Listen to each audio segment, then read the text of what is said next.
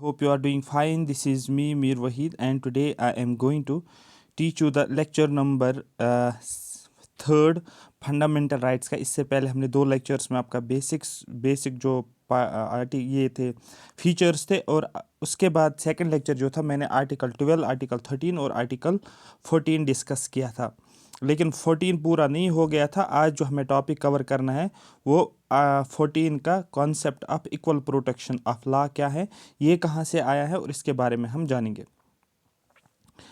सबसे पहला पॉइंट है हमारे पास, वो हैं concept of equal protection of law has been taken from American constitution. इसको हमने अमेरिकन कॉन्स्टिट्यूशन से लिया।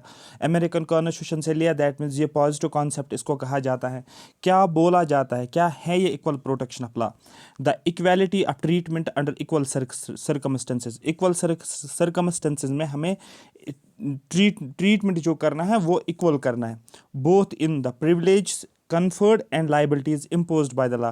इन टर्म्स ऑफ प्रिविलेज की बात करेंगे, या जो भी लाइबिलिटीज़ लॉ के ज़रिए से इम्पोज हुई है वो हमें किस में, इक्वल प्रोटेक्शन ऑफ लॉ में देखने को मिल रहा है। अब ये क्या है, ये जो स्टेटमेंट मैंने बोला, if two farmers lose crops due to flood, for example दो फार्मर है, फार्मर 1 और फार्मर 2, ठीक है, ये क्रॉप प्रोडक्शन कर रहे हैं ये, ठीक है।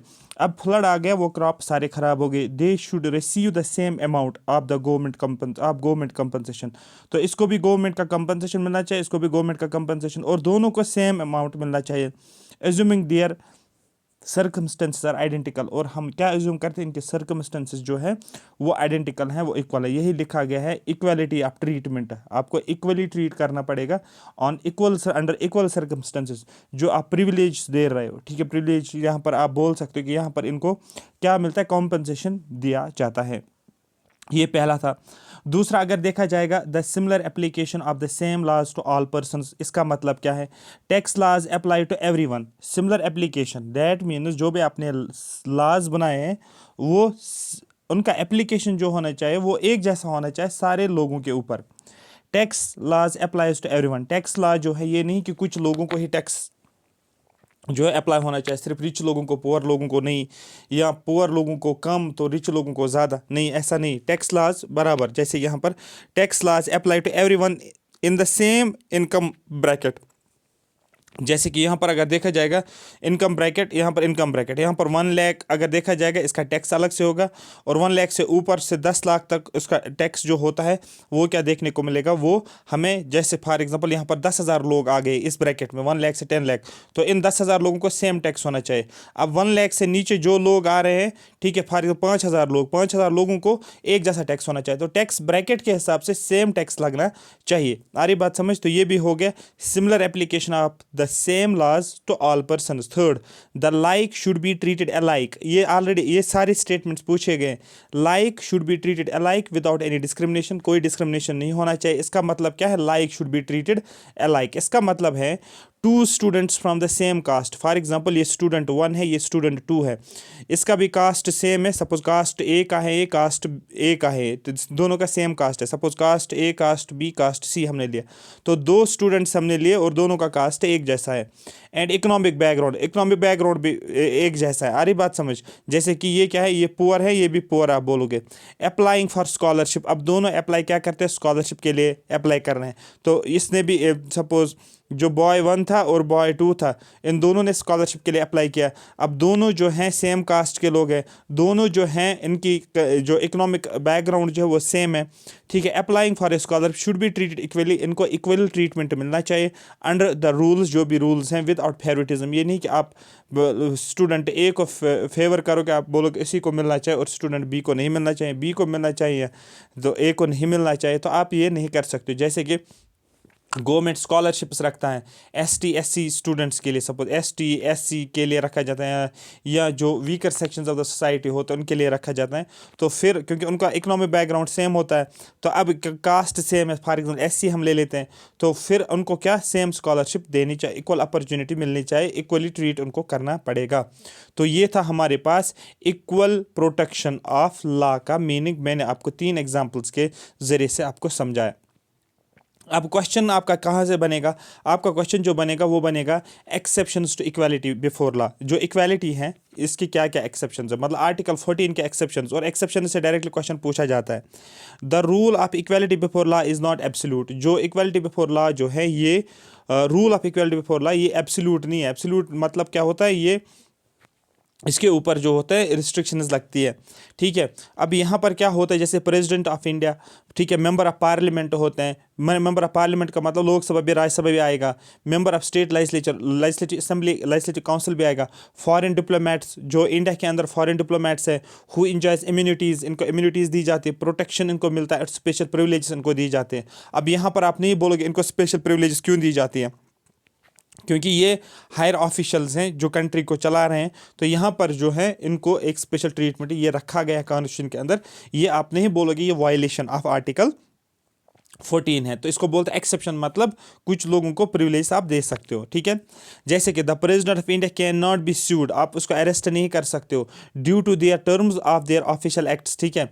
तो ठीक है, during their term of their official acts, जो इसका टाइम पीरियड 5 साल का होता है, इस 5 साल के गैप में इसके ऑफिशियल एक्ट्स पे आप इसको अरेस्ट नहीं करोगे। फॉर एग्जांपल, आज सपोज मैं बोलता हूँ, आज सपोज 5 दिसंबर है, अब 5 दिसंबर है और ठीक है, प्रेसिडेंट कोई प्रेसिडेंट है, सपोज प्रेसिडेंट ए है, तो अब यहाँ पर इसने कोई भी एक्ट किया है, कोई भी ऑफिशियल एक्ट किया है इसने, आप इसको इस टाइम पीरियड में अरेस्ट नहीं कर सकते। क्यों नहीं कर सकते, क्योंकि एट प्रेजेंट ये प्रेसिडेंट है।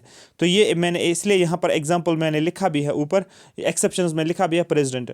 फॉरेन डिप्लोमेट्स इन इंडिया, जो फॉरेन डिप्लोमेट्स है, फॉर एग्जांपल यूएसए से कोई है, जापान से कोई है, चाइना से कोई है, foreign diplomats in India can not be prosecuted, इनको प्रोसिक्यूट नहीं कर सकते फॉर माइनर लीगल वायलेशंस, जो छोटी छोटी वायलेशंस होते हैं, जैसे ट्रैफिक रूल तोड़ा उन्होंने, या कोई पार्किंग फाइन उन्होंने नहीं दिया गया, क्योंकि इनको डिप्लोमेटिक इम्यूनिटी दी जाती है। कौन सी इम्यूनिटी, डिप्लोमेटिक इम्यूनिटी, तो इसलिए इनको एक्सेप्शंस बोला जाता है। एक्सेप्शन याद रखना, प्रेसिडेंट भी आता है, मेंबर ऑफ पार्लियामेंट भी आता है, मेंबर ऑफ स्टेट लेजिस्लेचर भी आता है, फॉरेन डिप्लोमेट्स भी आते हैं।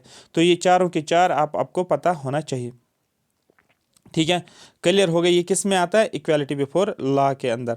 अब हमारे पास इजी है, क्योंकि आर्टिकल 14 थोड़ा सा डिफिकल्ट था समझने के लिए और थोड़ा सा लेंथी भी था, बट आर्टिकल 15 को अगर हम देखेंगे, prohibition of discrimination on certain grounds, कुछ ग्राउंड्स के ऊपर आप डिस्क्रिमिनेशन यहाँ पर ये बताया जा रहा है, prohibition of discrimination on certain ground से आर्टिकल 15 आपको बोल रहा है।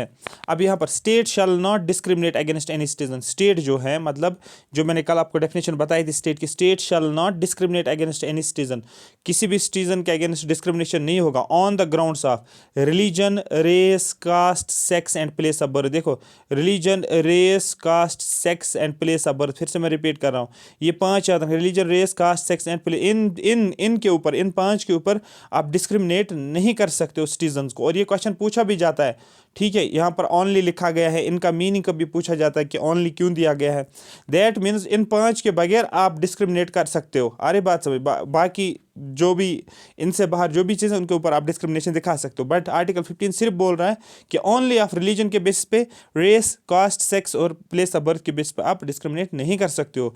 जैसे कि the government can not deny a job to someone, ठीक है, just because they belong to a particular caste और religion.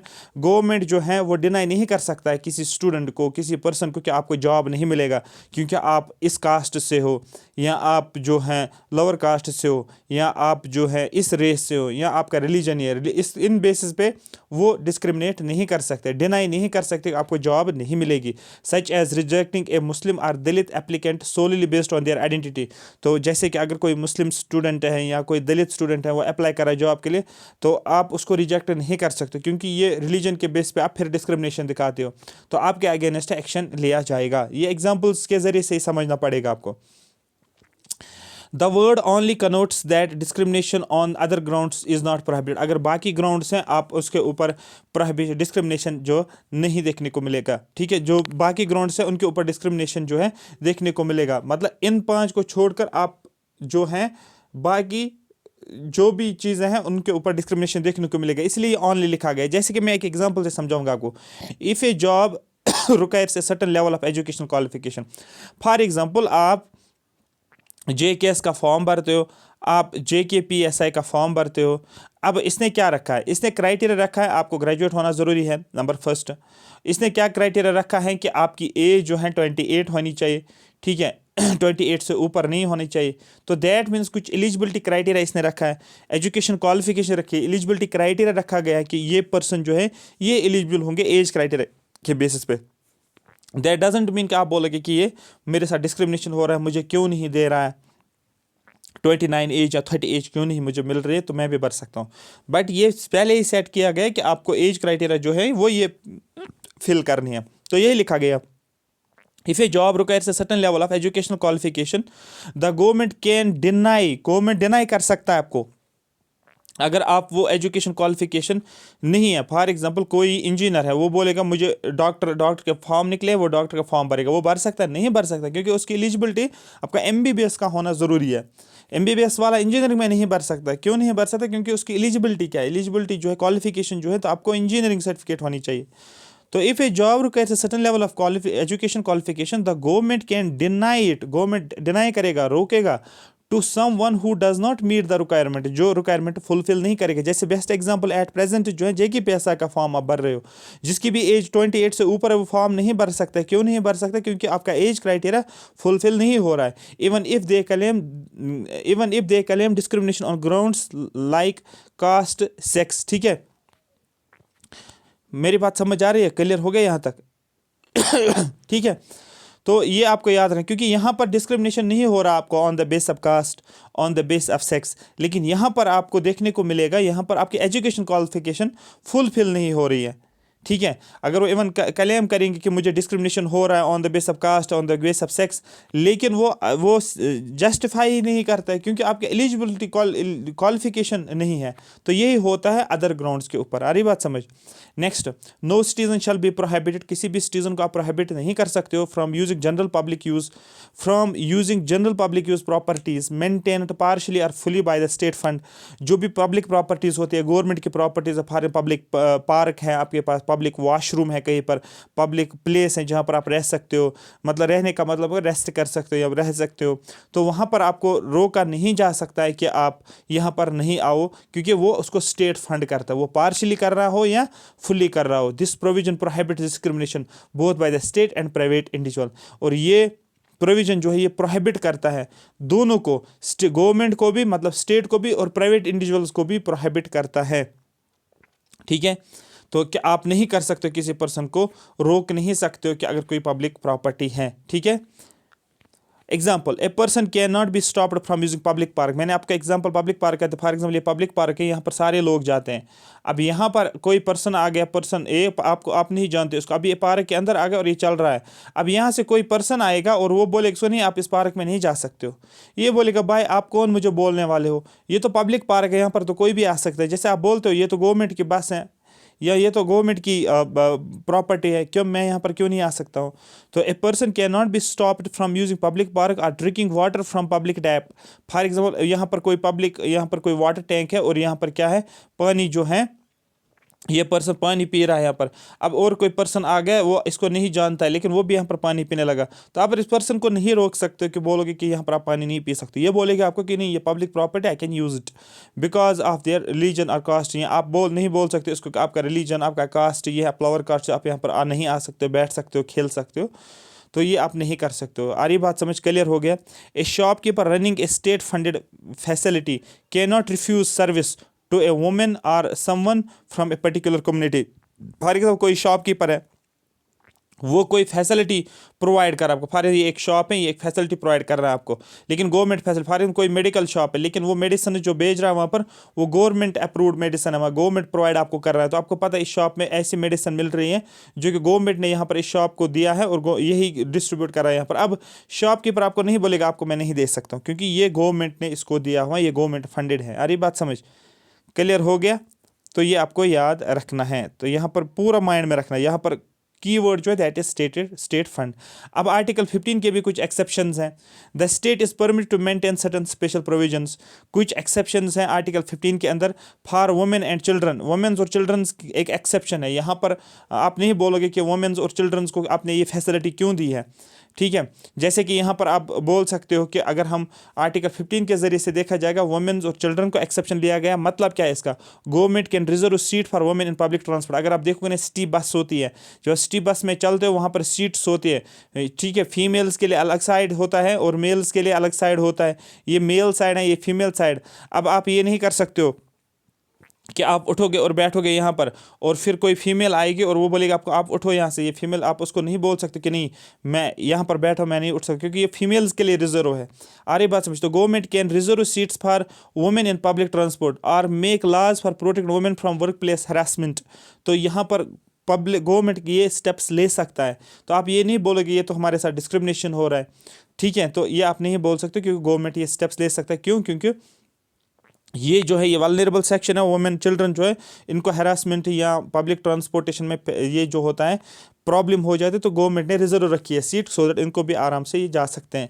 Special laws like the prohibition of child labour are allowed to protect childrens. कुछ laws बनाए गए हैं जो prohibit करता है चाइल्ड लेबर को। आप बच्चों को घर पे काम पे नहीं लगा सकते। कोई किसी का बच्चा लाया आपने, सपोज 6 साल का, 7 साल का, 8 साल का, उसको घर पे काम पे लगा लिया, जो उसको बोल रहे हो वो इस तरीके से कर रहे हैं, तो ये प्रोहिबिट किया गया कि आप उसको चाइल्ड लेबर में नहीं लगा सकते हो, डोमेस्टिक लेबर में भी नहीं लगा सकते हो, ठीक है।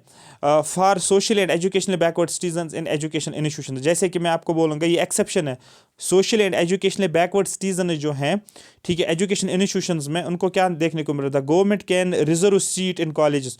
गवर्नमेंट कॉलेजेस में सीट को रिजर्व रख सकता है। फॉर एग्जांपल ये गवर्नमेंट कॉलेज है और यहाँ पर स्टूडेंट है, सपोज 1000 स्टूडेंट्स है, और 1000 स्टूडेंट्स में से 80 स्टूडेंट्स ऐसे हैं जो कि ओबीसी कैटेगरी से हैं, बैकवर्ड के क्लासेस से हैं।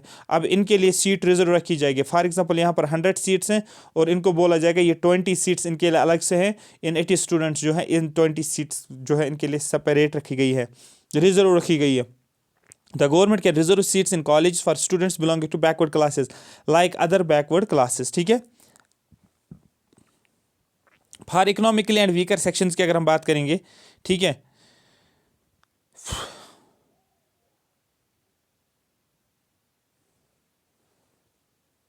ठीक है, यहाँ पर for economical and weaker sections special scholarships और फी कंसेशन, स्कॉलरशिप्स रखी जाती हैं, फी का कंसेशन रखा जाता है। जैसे कि आप जेकेएसएसबी का फॉर्म भरते हो, सपोज वहाँ पर आपको जनरल को बोला गया आपको 500 फी भरना है, और ओबीसी को बोला गया है 400 का फी भरना है, सपोज मैं बोल रहा हूँ।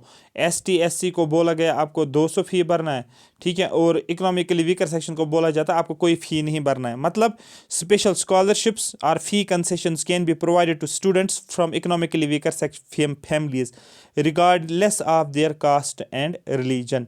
आ रही बात समझ?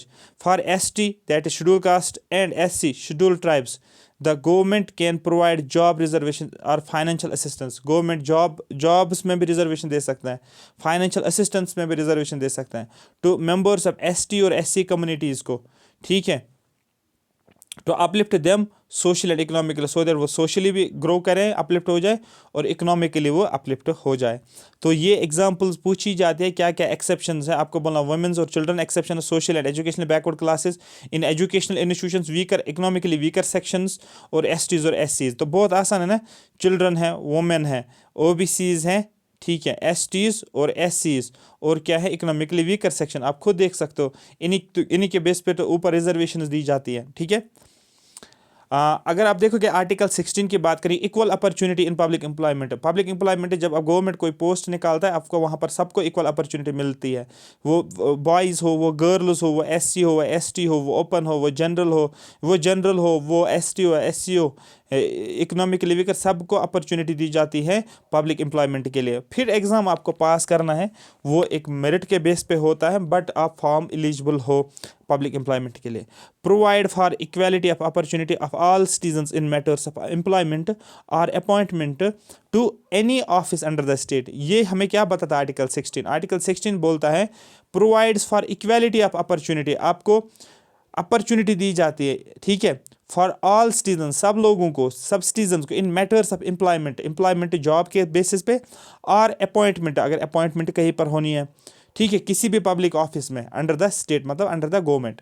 For example if 2 candidates apply for a job, for example JKPSI का पोस्ट निकला, आप जॉब के लिए अप्लाई कर रहे हो, student A student B, they should be evaluated based on merit, इनको इवेल्युएट करना है मेरिट के बेसिस पे। 10,000 लोग एग्जाम दे रहे हैं, 10 लाख लोग एग्जाम दे रहे हैं, JKPSI में वही क्वालिफाई करेंगे जिनका मेरिट आगे होगा ना, जिन्होंने हाईएस्ट स्कोर लिया होगा। एंड क्वालिफिकेशन भी देखी जाएगी कि क्या आप एलिजिबल हो इसके लिए या नहीं हो। 12th वाला तो नहीं भर सकता, ग्रेजुएशन होनी चाहिए। नॉट देयर बैकग्राउंड और आइडेंटिटी, आपका बैकग्राउंड नहीं देखा जाएगा, आप किस कम्युनिटी से हो, आप हिंदू हो, आप मुस्लिम हो, आपकी आइडेंटिटी क्या है, उससे वैसे देखा नहीं जाएगा। सिर्फ और सिर्फ आपको क्या किया जाएगा, आपको मेरिट के बेस पे देखा जाएगा। ठीक है, तो सबको इसलिए पब्लिक एम्प्लॉयमेंट में अपॉर्चुनिटीज दी जाती है। No discrimination for employment under state on grounds of only religion, race, caste, sex, descent, place of birth और रेजिडेंस, यहाँ पर अलग है। जैसे अगर आप देखोगे डिस्क्रिमिनेशन में मैंने क्या बोला था आपको, इसमें क्या बोला था मैंने आपको आर्टिकल, जब मैंने बोला था ओनली ऑफ रिलीजन रेस, ठीक है, article 15 prohibition only of religion race caste sex place of birth, वहाँ पर भी यही है, लेकिन वहाँ पर एक एक्स्ट्रा है जिसको बोलते हैं डिसेंट। ठीक है, तो वो यहाँ पर आपको एक एक्स्ट्रा जो आपको पता होना चाहिए। ठीक है, कहाँ गया ये, हाँ हाँ ये है only of religion race caste sex descent place of birth, या जिसको रेजिडेंस भी आप बोल सकते हो। ठीक है, इन बेसिस पे आपको डिस्क्रिमिनेट नहीं किया जा सकता एम्प्लॉयमेंट पे, कि फॉर एग्जाम्पल आप किसी रिलीजन से हो, आपको बोला जाए आप इस रिलीजन से, आपको एम्प्लॉयमेंट नहीं दी जाएगी, ऐसा नहीं होगा, ये डिस्क्रिमिनेशन नहीं, तो फिर डिस्क्रिमिनेशन इसको बोलते हैं। Example, the government can not reject a female applicant. ठीक है, मतलब सेक्स का मतलब मेल है या फीमेल है, तो दैट मीन्स गवर्नमेंट नहीं बोल सकता है कि फीमेल एप्लीकेंट क्योंकि आप फीमेल हो आपका फॉर्म रिजेक्ट किया जाएगा, ऐसा नहीं होगा। For a public sector job solely because of her gender, इसकी जेंडर के बेस पे गवर्नमेंट रिजेक्ट नहीं कर सकता एप्लीकेंट का फॉर्म, या एप्लीकेंट को रिजेक्ट नहीं कर सकता है। और deny someone A position because of their cast, या कास्ट के बेस पे किसी की पोजीशन को डिनाई नहीं कर सकते, और रिलीजन के बेस पे भी नहीं कर सकते। Such as being a Christian और ए दिल, अगर कोई क्रिश्चियन है कोई दिल थे, आपको डिस्क्रिमिनेट नहीं कर सकते हैं, किस में आप बोल सकते हो, पब्लिक एम्प्लॉयमेंट में। आरी बात समझ क्लियर हो गया, तो ये बहुत ज़्यादा इंपॉर्टेंट है, इसकी भी एक्सेप्शंस हैं। ठीक है, जैसे कि आप देख सकते हो पार्लियामेंट क्या कर सकता है, parliament can prescribe residence as a condition for certain employment. For example कुछ स्टेट्स में आप देख सकते हो ना कि क्या क्या होता है, कुछ स्टेट्स में वहाँ के रेजिडेंसी सिर्फ उस स्टेट के अंदर फॉर्म भर सकते हैं और कोई स्टेट के वहाँ पर फॉर्म नहीं भर सकता। मतलब पार्लियामेंट के पास पावर है, वो क्या कर सकता है, prescribe residence as a condition, वो रेजिडेंस कंडीशन रखेगा कि अगर आप residence of Jammu and Kashmir हो तब आप यहाँ पर फॉर्म भर सकते हो, अदरवाइज आप फॉर्म नहीं भर सकते हो। अगर बाहर का कोई होगा वो यहाँ पर फॉर्म नहीं भर सकता, अगर ऐसा कोई कंडीशन यहाँ पर होगी। तो पार्लियामेंट कैन, जैसे कि आर्टिकल 370 से पहले, आर्टिकल 370 जब तक था तब तक आप सिर्फ जम्मू एंड कश्मीर का रेजिडेंसी यहाँ पर अप्लाई करते थे एप्लीकेशंस के लिए, जॉब्स के लिए। ठीक है, ठीक है, एक्सेप्शन यही है। Parliament can prescribe residence as a condition for certain employment और अपॉइंटमेंट इन ए स्टेट और यूनियन टेरिटरी और local authority. For example, for a job in Jammu and Kashmir administration, अगर जॉब चाहिए जम्मू कश्मीर एडमिनिस्ट्रेशन में, the parliament can specify that only residents of Jammu and Kashmir are eligible, सिर्फ residents of Jammu and Kashmir ही eligible यहाँ पर है, बाकी स्टेट्स के एलिजिबल यहाँ पर नहीं है। तो बाकी स्टेट्स के ये नहीं बोल सकते कि हमें अलाउ क्यों नहीं कर रहे हो जम्मू एंड कश्मीर में फॉर्म भरने के लिए, वो कोर्ट नहीं जा सकते हैं। तो ये एक्सेप्शन होगी ना। Reservation of appointment or posts in favor of any backward class that is not adequately represented। ठीक है, यहाँ अपॉइंटमेंट में भी रिजर्वेशन रखी जाते हैं, फॉर अपॉइंटमेंट अगर हो रहे उसमें भी रिजर्वेशन रखी जाती है, या कोई भी पोस्ट है किसी का उसमें भी रिजर्वेशन रखी जाती है। जैसे कि the government can reserve jobs for STs, जैसे कि अभी आप JKPSI का फॉर्म भर रहे हो, सपोज इसके 600 ये है पोस्ट हैं, इसमें से सपोज अगर हम देखेंगे तो 10% सपोज हम देखेंगे तो 60 पोस्ट हो गए रिजर्व, किन के लिए, क्या बोलते हैं, एसटीज के लिए या एससीज के लिए। यहाँ आप बोल सकते हो 20% हो गया, 120 हो गए रिजर्व उनके लिए। डिपेंड करता है कितना परसेंटेज है, उस हिसाब से पे रखा जाता है। द गवर्नमेंट कैन रिजर्व, कर सकता है रिजर्व जॉब्स को for scheduled tribes in areas, उन एरियाज में where their representation in public employment is very low, जहाँ पर उनकी रिप्रेजेंटेशन बहुत कम है, वो बहुत कम लोग हैं पब्लिक एम्प्लॉयमेंट के अंदर। Such as tribal regions in the north eastern states में ज़्यादातर ट्राइबल्स हैं, वहाँ पर रिजर्वेशन दी जाती है ज़्यादा। इसी तरीके से एक और एक्सेप्शन है article 103rd amendment act of 2019, बहुत ज़्यादा इंपॉर्टेंट है। एक ऐसा अमेंडमेंट 2019 में हुआ है। In order to give effect to this provision, इस प्रोविजन को इफेक्ट देने के लिए the central government issued an order, central government ने एक ऑर्डर इशू किया है। कब किया है? 2019 में। प्रोवाइडिंग 10% रिजर्वेशन पर इकोनॉमिकली वीकर सेक्शन, तो इकोनॉमिकली वीकर सेक्शंस को कितना दिया गया? आप बोल सकते हो 10% रिजर्वेशन दी गई है। किन पोस्ट्स में? सिविल पोस्ट हो या सर्विस हो in the government of India. ठीक है, तो गवर्नमेंट ऑफ इंडिया में वो सेंटर लेवल पे करें, वो स्टेट लेवल पे करें, सिविल पोस्ट में करें या सर्विस जो भी गवर्नमेंट ऑफ इंडिया की है, उनको रिजर्वेशन दी गई है। और इसके लिए एक अमेंडमेंट किया गया 103rd कॉन्स्टिट्यूशन अमेंडमेंट एक्ट 2019 में, जहां पर 10% रिजर्वेशन दी गई है।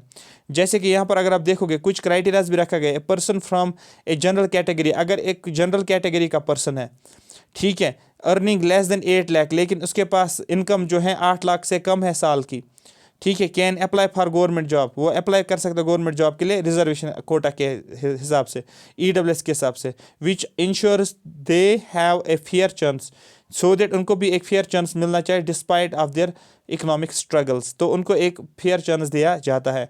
यहाँ पर तो 8 लाख लिखा हुआ है, बाकी भी क्राइटेरिया होता है, लैंड भी देखना पड़ता है, घर का एरिया भी देखना पड़ता है। ठीक है, आई होप ये बात आपको पूरी की पूरी समझ आई होगी। ठीक है, यहाँ तक ये चीज़ समझ आ गई। तो ये हो गया हमारे पास आर्टिकल क्या बोलते हैं उसको 16, और कल हम पढ़ेंगे आर्टिकल 17 और आर्टिकल 18, इसको फिनिश करेंगे, क्योंकि ये ऐसा चैप्टर है, ये ऐसा यूनिट है, ये आर्टिकल्स के ही बारे में तो है। राइट्स, आपके राइट्स जो है सिर्फ आर्टिकल्स के ये बारे में और कुछ नहीं है फंडामेंटल राइट्स में। आपको एक एक आर्टिकल को बारीकी से समझना है, तो आपका फंडामेंटल राइट्स कंप्लीट हो जाएगा। Thank you so much for watching me. Like करो, सब्सक्राइब करो चैनल को, और अपने फ्रेंड्स को भी शेयर करो, और इसको अगर रेगुलर डेली बेस पे आप देखोगे तो आपको अच्छा फ़ायदा होगा। Thank you so much for watching me.